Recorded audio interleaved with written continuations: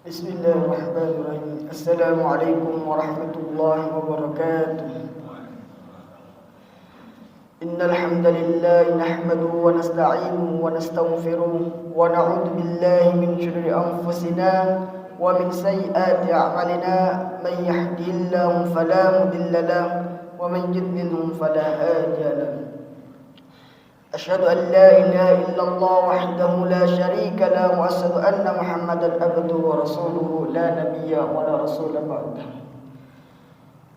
Pertama-tama marilah kita panjatkan puji syukur atas kehadirat Allah Subhanahu wa taala yang telah memberikan kita begitu banyak nikmat, yakni nikmat sehat dan nikmat Islam, sehingga kita bisa berkumpul dalam melaksanakan salat subuh secara berjamaah. Tak lupa pula yang kedua kalinya salawat besertakan salam tetap tercurahkan kepada junjungan kita, baginda kita Nabiullah Muhammad sallallahu alaihi wasallam beserta keluarganya dan juga para sahabatnya yang telah membawa kita dari zaman jahiliyah menuju zaman yang terang benderang, yakni ad-dinul Islam minad dhulumati ilan nur.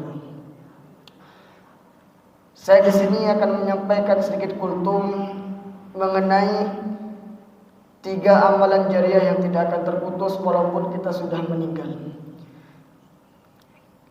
Hadisnya yang berbunyi, "Idza mata banu Adaman tanfaqata ala amaluhu ila ma dan salam. Shadaqatun jariyah aw ilmun yanfa'u bihi aw waladin salihin yad'u lahu." Artinya, ketika seseorang telah meninggal dunia, maka terputuslah amalnya kecuali 3 perkara, yakni sedekah jariyah, terus ilmu yang bermanfaat, dan selanjutnya anak yang soleh dan mendoakan untuknya. Hadis itu memberi peringatan sekaligus dorongan kepada kita yang masih hidup agar dapat memanfaatkan waktu hidup ini dengan sebaik-baik mungkin untuk beribadah kepada Allah Subhanahu wa taala. Juga mempersiapkan amalan yang pahalanya akan terus mengalir meskipun kita sudah tiada. Mari kita bahas satu persatu. Yang pertama yakni sedekah jariyah. Suatu amal yang disebut sedekah jariyah pahalanya akan terus mengalir meskipun pelakunya sudah meninggal dunia. Ini bisa terjadi jika kemanfaatan atau dampak positif dari amal itu masih terus berlangsung. Sebagai contoh, seseorang di masa hidupnya telah menyumbangkan sebuah bangunan sebagai wakaf untuk kepentingan umum seperti masjid, musalla, sekolah umum, pesantren ataupun rumah sakit, selama bangunan itu masih digunakan untuk kegiatan yang manfaatnya jelas, maka selama itu pula pahalanya akan terus mengalir kepada penyumbangnya meski ia sendiri telah meninggal dunia.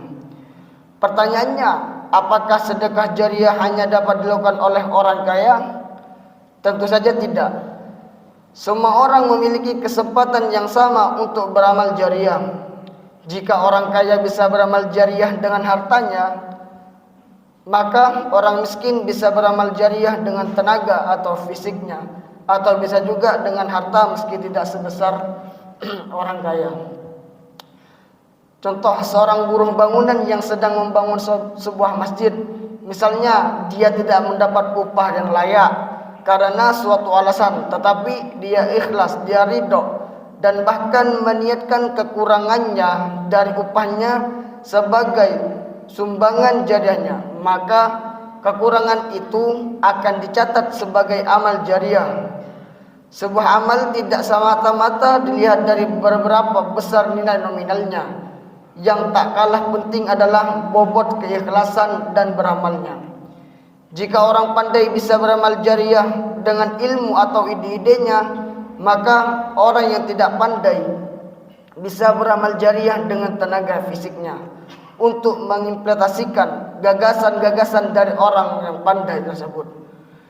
Orang-orang tua yang sudah tidak punya harta yang cukup, tenaga fisik yang sudah lemah, gagasan-gagasan cemerlang, mungkin juga sudah sulit mereka capai.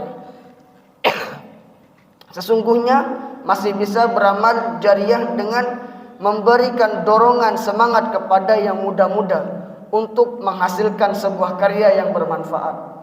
Yang kedua yakni ilmu yang bermanfaat.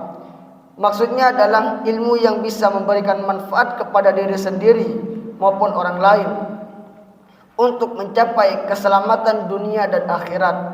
Tentu saja seperti ilmu agama, karena hanya ilmu agamalah yang memberikan manusia petunjuk bagaimana beriman kepada Allah Subhanahu wa taala dan melaksanakan apa saja diperintahkan serta meninggalkan apa yang dilarangnya. Namun demikian tidak berarti bahwa seseorang secara otomatis telah memiliki ilmu yang bermanfaat ketika ia telah mendapatkan ilmu agama yang luas. Justru letak kemanfaatannya ilmu ada pada pengalamannya. Seseorang yang memiliki ilmu agama tapi tidak diamalkan, maka akan menjadi bumerang bagi orang itu. Seseorang yang sudah mengetahui bahwa salat 5 waktu itu wajib namun tidak melakukannya secara utuh, maka dia akan mendapatkan dosa yang lebih besar daripada mereka yang belum mengetahui hal tersebut.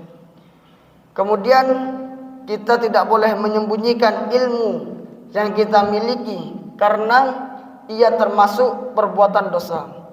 Rasulullah SAW bersabda, "Aljamahullahu yaumal qiyamati bilijamin minan nar man kama ilman." Artinya, barang siapa yang menyembunyikan suatu ilmu yang ia ketahui, maka Allah akan mengengkangnya pada hari kiamat dengan kengkangan api neraka. Yang ketiga yakni anak yang soleh. Jika kita memiliki anak yang soleh atau solehah yang mau dan mampu mendoakan kita agar senantiasa mendapat pertolongan dan ampunan dari Allah Subhanahu wa taala, maka anak soleh ini menjadi amal kita yang pahalanya akan terus mengalir. Oleh karena itu anak harus dididik, dilatih dan diajarkan untuk menjadi anak yang soleh.